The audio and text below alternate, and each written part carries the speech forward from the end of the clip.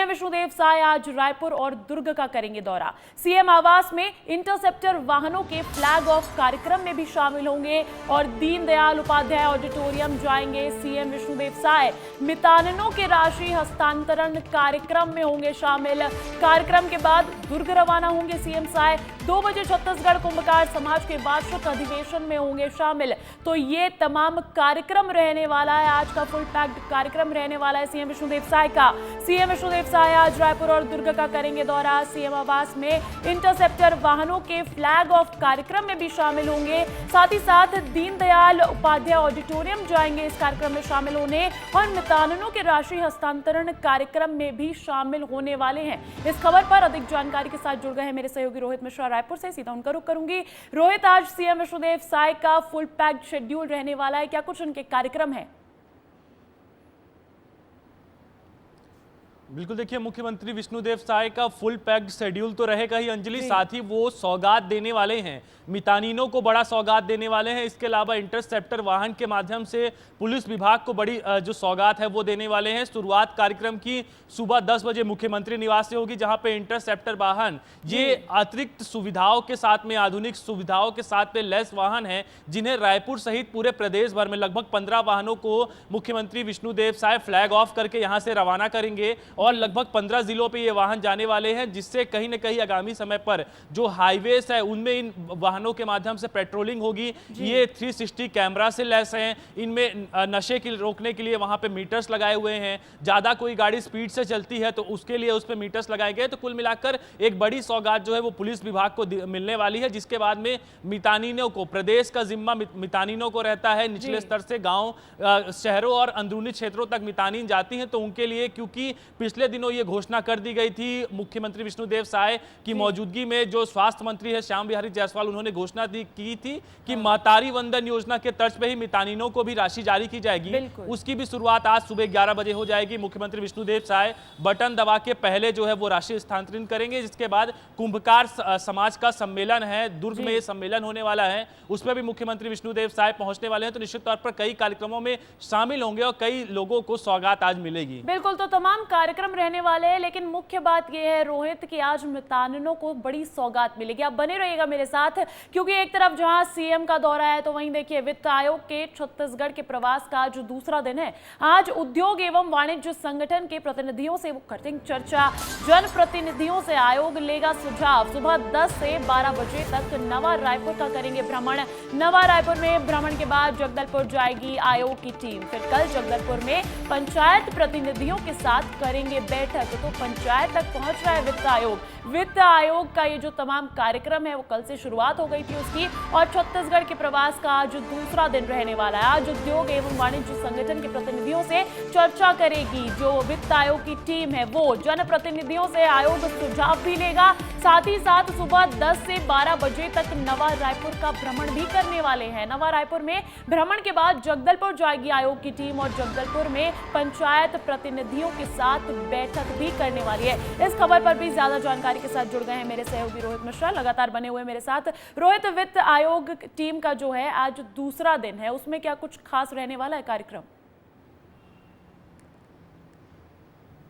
बिल्कुल, देखिए खास रहने वाला है और आज जगदलपुर भी टीम जाने वाली है। प्रदेश से लेकर पंचायत तक के, जो सरकार से लेकर पंचायत तक का भ्रमण जो है वित्त आयोग की टीम कर रही है और लगातार सुझाव ले रही है। कल सरकार के साथ पे बड़ी बैठक हुई थी, जिसके बाद पंचायत विभाग की अलग से बैठक हुई, इसके अलावा नगरीय निकाय विभाग की अलग से बैठक हुई और तमाम लोगों से वित्त आयोग ने छत्तीसगढ़ की वित्त जरूरतों को समझा है। जिसके बाद आज जो है वो पहले नया रायपुर का भ्रमण होगा। सुबह 10 बजे से भ्रमण शुरू होगा और पूरे नए रायपुर को देखा जाएगा, क्योंकि नया रायपुर व्यवस्थित ढंग से बसा हुआ है और उसे किस तरह से और आधुनिक सुविधाओं के साथ पे लेस करना है, क्या क्या इंफ्रास्ट्रक्चर डेवलपमेंट के काम करने हैं, वो तमाम चीजों को यहां पर समझती हुई वित्त आयोग की टीम नजर आएगी। इसके अलावा उद्योग और वाणिज्य विभाग के अधिकारियों के साथ में लगभग 1 घंटे की बैठक भी होने वाली है। इस दौरान विभाग के सचिव जो है वो प्रेजेंटेशन पेश करेंगे और वित्त का पैसा जो आता है और इन विभागों में कैसे खर्च किया जाता है और कितनी वित्त आवश्यकता इन विभागों के लिए है उसको समझा जाएगा।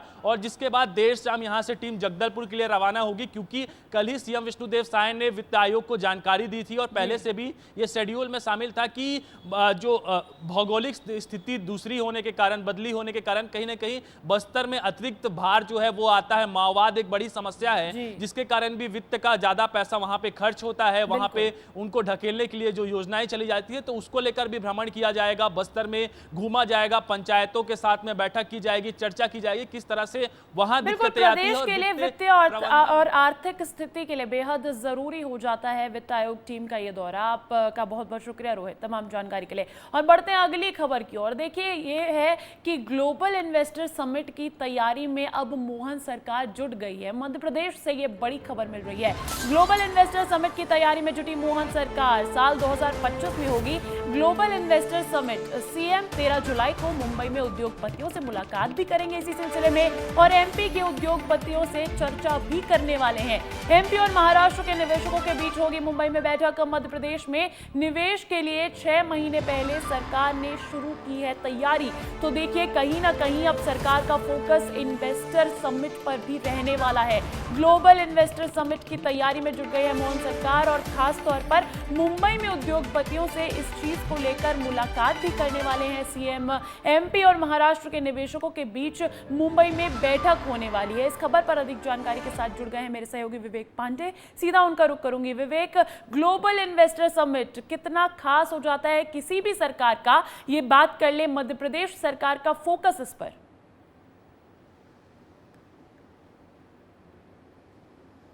देखिए, पिछले 1 दशक से अधिक समय हो चुका है मध्य प्रदेश में हर साल ग्लोबल इन्वेस्टर समिट का आयोजन किया जाता है।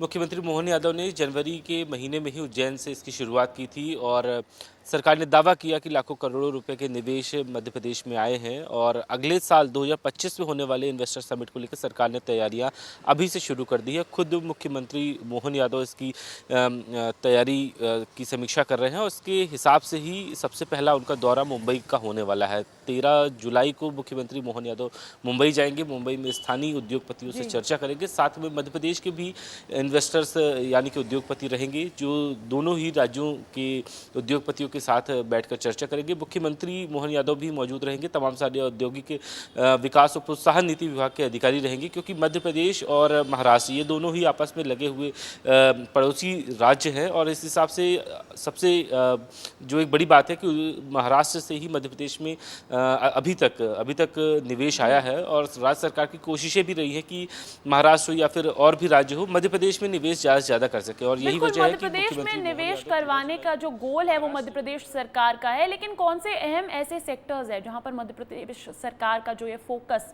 निवेश करवाने का नजर आ रहा है?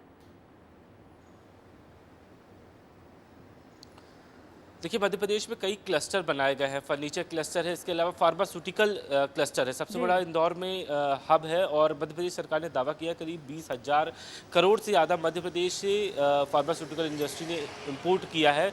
और सबसे अधिक महाराष्ट्र की कंपनियां हैं जो मध्य प्रदेश में पिछले कई सालों से फार्मास्यूटिकल सेक्टर में निवेश करती आ रही है। और यही वजह है कि मध्य प्रदेश और महाराष्ट्र के निवेशकों के बीच में समन्वय बेहतर हो सके। अधिकारियों के साथ मुख्यमंत्री खुद मौजूद रहेंगे, जिस हिसाब से उद्योगपतियों की डिमांड रहती है कि उन्हें बिजली, पानी और जमीन की आवश्यकता होती है, तो मध्य प्रदेश में व्यवस्था बनाई गई है। और तत्कालीन मुख्यमंत्री ने यहाँ तक व्यवस्था बनाई थी कि जिस भी उद्योगपति जहाँ पे भी जमीन चाहिए उसके लिए बाकायदा एक लैंड बैंक तक बनाया गया था। यानी कि मध्य प्रदेश में निवेशकों को निवेश करने के लिए मध्य प्रदेश हर वो कोशिश कर रही है जिससे ज़्यादा से ज़्यादा निवेश आए। लेकिन सरकार की कोशिश यही है कि एमपी और महाराष्ट्र के जो निवेशक हैं उनके बीच समन्वय बैठे और किसी न किसी तरीके से विकास के नए आयाम खुल सके। बहुत बहुत शुक्रिया विवेक तमाम जानकारी के लिए। अब बड़ी खबर छत्तीसगढ़ से मिल रही है कि केदार कश्यप बना दिए गए हैं संसदीय कार्य मंत्री। विधानसभा सत्र से पहले उनको ये जिम्मेदारी मिल गई है। बृजमोहन अग्रवाल के इस्तीफे के बाद ये जिम्मेदारी मिली है। मैं आपको बता दूं, बृजमोहन अग्रवाल के इस्तीफे के बाद ये पद भी खाली हो गया था, और अब ये पद संभालेंगे कैबिनेट मंत्री केदार कश्यप। केदार कश्यप बने संसदीय कार्य मंत्री, और विधानसभा सत्र जो शुरू होने वाला है 22 जुलाई को, उससे पहले ये जिम्मेदारी केदार कश्यप को मिल गई है। केदार कश्यप बने हैं संसदीय कार्य मंत्री। विधानसभा सत्र से पहले मिली जिम्मेदारी बृजमोहन अग्रवाल के इस्तीफे के बाद ये जिम्मेदारी उन्हें दी गई है।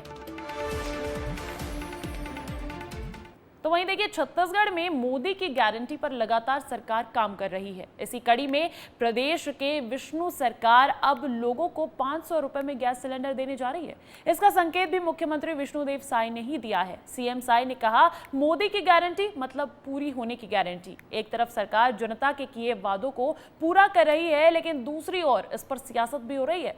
सरकार ने अब तक क्या-क्या ऐसे वादे किए हैं जिनको पूरा किया है, देखिए इस रिपोर्ट में।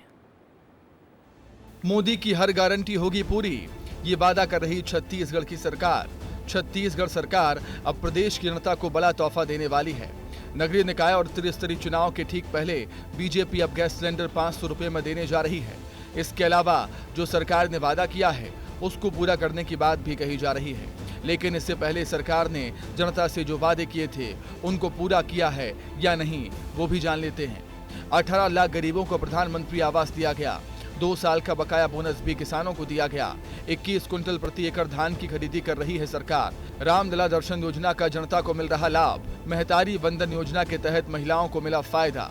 सीएम विष्णुदेव साय ने कहा कि मोदी की गारंटी मतलब पूरा होने की गारंटी। सरकार लगातार मोदी की गारंटी को पूरा करने का काम कर रही है। सबसे पहले हमारी सरकार ने 18 लाख गरीबों को आवास देने का काम किया, जिसके बाद अब सरकार 500 रुपये में गैस सिलेंडर देने की बात कर रही है। और भी हम लोग को मोदी की गारंटी का काम पूरा करना है। जो भूमिहीन लोग हैं उनको 10,000 रुपया साल का देने का काम हम लोग को करना है और इसके लिए 500 करोड़ रुपया हम लोग बजट में रखे हैं, उसको भी आने वाले समय में करेंगे।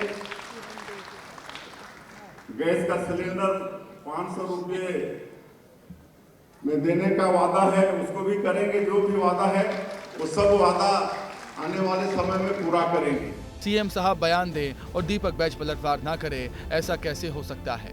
दीपक बैज ने पलटवार किया और कहा कि बीजेपी चुनाव को देखते हुए जनता के हर वर्ग को बहलाकर लालच देने का काम कर रही है। बिजली बिल इतना बढ़ा हुआ है, उस पर सरकार काम क्यों नहीं करती। सरकार पिछले 7 महीने में हर मोर्चे पर फेल साबित हुई है। 7 महीना का कार्यकाल में पूरी तरह से छत्तीसगढ़ की सरकार, भारतीय जनता पार्टी सरकार फेलियर है। चाहे अपराध के मामले में देखें, चाहे योजनाओं के मामले में देखें, सिर्फ कांग्रेस की सरकार की योजनाओं को बंद करना और नाम बदलने के समय कुछ नहीं। छत्तीसगढ़ में मोदी की गारंटी पूरा करने सरकार लगातार काम कर रही है। मंचों से इस बात का जिक्र भी किया जा रहा है कि मोदी की गारंटी मतलब गारंटी पूरा होने की गारंटी। सरकार अब तक कई गारंटी पूरी भी कर चुकी है। वहीं सरकार गैस सिलेंडर को लेकर किए गए वादों को पूरा करने के संकेत भी दे रही है। वहीं विपक्ष इस पर सवाल खड़े कर रहा है। अब देखना होगा कि जनता को सस्ता सिलेंडर कब मिल पाता है। ब्यूरो रिपोर्ट, विस्तार न्यूज। और देखिए लगातार चुनाव में हार का सामने करने वाली कांग्रेस ने इंदौर में अब कमबैक की रणनीति बनाना शुरू कर दिया है। इंदौर के कांग्रेस कार्यालय पर मैराथन बैठकों के जरिए कांग्रेस नेताओं ने न सिर्फ हार के कारणों पर मंथन किया, बल्कि बीजेपी को घेरने की रणनीति भी बनाई है। हालांकि कांग्रेस की इस रणनीति पर बीजेपी भी हमलावर नजर आ रही है। देखिए इस रिपोर्ट में। विधानसभा चुनाव में मिली करारी हार और लोकसभा चुनाव में हुए दल बदल के बाद कांग्रेस के सामने इंदौर की राजनीति में दमदारी के साथ वापसी करने की चुनौती है। यही वजह है कि कांग्रेस अब बीजेपी के फॉर्मूले पर ही इंदौर की सियासत में वापसी करने की रणनीति बना रही है। लोकसभा चुनाव के बाद पहली बार इंदौर कांग्रेस कार्यालय पर बड़ी संख्या में कांग्रेस कार्यकर्ता नजर आए। मौका था कांग्रेस की मंथन बैठक का, जिसमें पार्टी नेताओं ने कार्यकर्ताओं को न सिर्फ संगठन को मजबूत करने के निर्देश दिए, बल्कि बीजेपी के खिलाफ भी पूरी ताकत के साथ मोर्चा खोलने की बात पर भी जोर दिया। यहाँ का संगठन किस तरीके से मजबूत हो, पूरे विधानसभा क्षेत्रों में, वार्डों पे, ब्लॉकों पे कांग्रेस की स्थिति और कांग्रेस को मजबूत करने के लिए एक पूरा प्रोजेक्ट चला है, जिसके तहत हम लोग आज यहाँ बैठे हैं। कांग्रेस का कार्यकर्ता जिस मजबूती के साथ यह लड़ रहा है, निश्चित तौर पे सराहनीय विषय है। विषम परिस्थितियों के बाद भी यह लगातार कांग्रेस में लोकसभा चुनाव की बात करें तो नोटा के बहुत अधिक वोट मिले, तो यहाँ पूरे देश की कांग्रेस संगठन की निगाहें हैं। तो इंदौर को एक मजबूत संगठन देने के लिए हम लगातार यहाँ प्रयास कर रहे हैं। हमारा मुख्य उद्देश्य यही है कि हम सबसे बात करें आदरणीय जीतू पटवारी जी की मंशा है कि कैसे संगठन में कसावट लाई जाए, कैसे बूथ स्तर से हम आगे बढ़े। जो लोग काम करना चाहते हैं, जो संगठन में रुचि रखते हैं, हम उनको कंटिन्यू करेंगे और जो नहीं करना चाहते उनको बिल्कुल हटाया जाएगा। उसके बाद अंत में ब्लॉक अध्यक्ष बनाने के बाद शहर कांग्रेस की कार्यकारिणी बनाई जाएगी। इधर बीजेपी का कहना है कि कांग्रेस में संगठन पूरी तरह से खत्म हो चुका है, कार्यकर्ताओं में उत्साह नहीं है और यही वजह है कि मैराथन बैठकों में भी गिनती के ही कार्यकर्ता शामिल हुए। देखिए, कांग्रेस करारी हार के बाद पूरे मध्य प्रदेश में संगठन की मंथन बैठक कर रही है। इंदौर के अंदर भी आज पूरे सब विधानसभाओं की बैठक है, लेकिन बड़े आश्चर्य की बात है, ना इन बैठकों में कोई नेता आ रहा है, ना कार्यकर्ता आ रहा है, कोई नजर नहीं आ रहा है। हर विधानसभा की बैठक में 5-5, 6-6 लोग, खाली पड़ा है गांधी भवन, कोई सुनने को तैयार नहीं, कोई चर्चा करने को तैयार नहीं, कोई मंथन करने को तैयार नहीं। कांग्रेस की ये दुर्गति हो गई कि ना ढूंढे से उसको नेता मिल रहे हैं, ना कार्यकर्ता मिल रहा है। बड़ी बुरी दुर्गति है और आज की बैठकों से नजर आ रहा है कि कांग्रेस का क्या हाशिर होने वाला है। मध्य प्रदेश में सियासत के गढ़ कहे जाने वाले इंदौर में कांग्रेस वापसी के लिए पूरा जोर लगा रही है। अब देखना ये होगा कि इस मैराथन बैठक का कार्यकर्ताओं पर कितना असर नजर आता है। इंदौर से विस्तार न्यूज के लिए पुनीत विजय वर्गीय की रिपोर्ट। और देखिए, छत्तीसगढ़ से बड़ी खबर मिल रही है। छत्तीसगढ़ के रायगढ़ जिले में मालगाड़ी के 2 बोगी पटरी से उतर गए। बिलासपुर रेल मार्ग के किरोड़ीमल नगर रेलवे स्टेशन के पास ये घटना हुई है। बताया जा रहा है कि घटना से मुंबई हावड़ा रेल मार्ग प्रभावित हुआ है। और बता दें कि रायगढ़ के निजी उद्योग से कोयला खाली करके मालगाड़ी निकली थी। बेपटरी होने के चलते झारसुगड़ा और बिलासपुर में घंटों तक पैसेंजर ट्रेन भी खड़ी रही, तो यातायात हो गया पूरा। ट्रेन का संचालन छत्तीसगढ़ के रायगढ़ जिले में मालगाड़ी के 2 बोगी पटरी से उतर गए, डीरेल हो गई मालगाड़ी। बिलासपुर रेल मार्ग के किरोड़ीमल नगर रेलवे स्टेशन के पास ये घटना हुई है। बताया जा रहा है कि घटना से मुंबई हावड़ा रेल मार्ग प्रभावित हुआ है। और आपको ये भी बता दें कि रायगढ़ के निजी उद्योग से कोयला खाली करके मालगाड़ी निकली थी जिस वक्त वो दुर्घटना का शिकार हुई। बेपटरी होने के चलते झारसुगड़ा और बिलासपुर में घंटों तक पैसेंजर ट्रेन खड़ी रही। तो ये बड़ी खबर मिल रही है, जहां पर रायगढ़ के किरोड़ीमल नगर का ये मामला निकलकर सामने आ रहा है। ये मामला है रेल दुर्घटना का। छत्तीसगढ़ के रायगढ़ जिले में मालगाड़ी के 2 बोगी पटरी से उतर गए और बिलासपुर रेल मार्ग के किरोड़ीमल नगर रेलवे स्टेशन के पास ये घटना हुई बताई जा रही है। बताया जा रहा है कि घटना से मुंबई हावड़ा रेल मार्ग भी प्रभावित हुआ है, ब्लॉकेज हो गया। और आपको ये भी बता दें कि निजी उद्योग से कोयला खाली करके मालगाड़ी निकली थी जिस वक्त दुर्घटना ग्रस्त हो गई। बेपटरी होने के चलते झारसुगड़ा और बिलासपुर में घंटों तक पैसेंजर ट्रेन खड़ी रहीं और ये रेल दुर्घटना का मामला निकलकर सामने आ रहा है छत्तीसगढ़ से।